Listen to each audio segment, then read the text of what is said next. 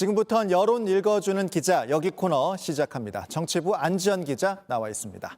안 기자, 이번 주에 꼭 짚어봐야 할 흐름 어떤 게 있을까요?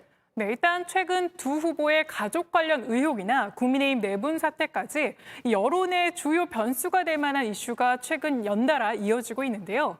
그래서 제가 이번 주 주목한 지점은 바로 여기 20대 표시입니다. 일단 양강 후보의 최근 지지율 흐름부터 살펴보시죠. 오늘 나온 리얼미터와 한국갤럽의 여론조사 결과인데 양강 후보 두 조사에서 보시는 것처럼 모두 오차범위 내에 있었습니다. 한마디로 혼전세라는 건데요. 그런데 이 혼전세로만 보이는 여론조사, 이 추이를 살펴보면 주요 흐름이 보입니다. 이 두 사람 격차 보시는 것처럼 오차범위 내로 들어온 게 이번 조사에서 처음이었습니다. 그런데 이 조사는 자동 응답기를 사용하는 ARS 기반 조사여서요. 그동안 다른 여론조사에 비해서 윤 후보의 지지율이 상대적으로 높게 나온 조사였는데 이 조사에서조차 윤 후보에 대한 하락세가 이처럼 뚜렷하게 나타난 겁니다. 그렇다면 윤석열 후보 지지율이 하락세로 나온 이유 어떻게 분석이 됩니까?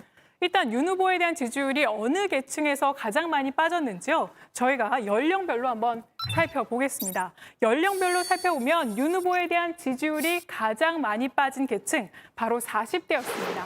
2주 전 조사에 비해 보시는 것처럼 10%포인트 넘게 빠졌는데요.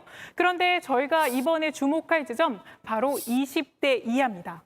2주 전 조사에 비해 보시는 것처럼 윤 후보에 대한 지지율 8%포인트 넘게 빠졌는데요. 이재명 후보에 대한 지지율도 보시는 것처럼 윤 후보만큼이나 빠졌습니다. 그런데 그 대신 부동층, 보시는 것처럼 지지 후보가 없거나 모르겠다는 응답이 지난 조사 대비 2배 가까이 늘어난 겁니다. 그러니까 20대의 표심, 양 후보에 대한 지지가 상대적으로 다른 세대에 비해 낮았는데 지지할 후보가 더 없어졌다, 이렇게 본 겁니다. 또 두 후보 모두에게 제기된 가족 관련 의혹이 이렇게 여론에 반영된 결과로 보입니다.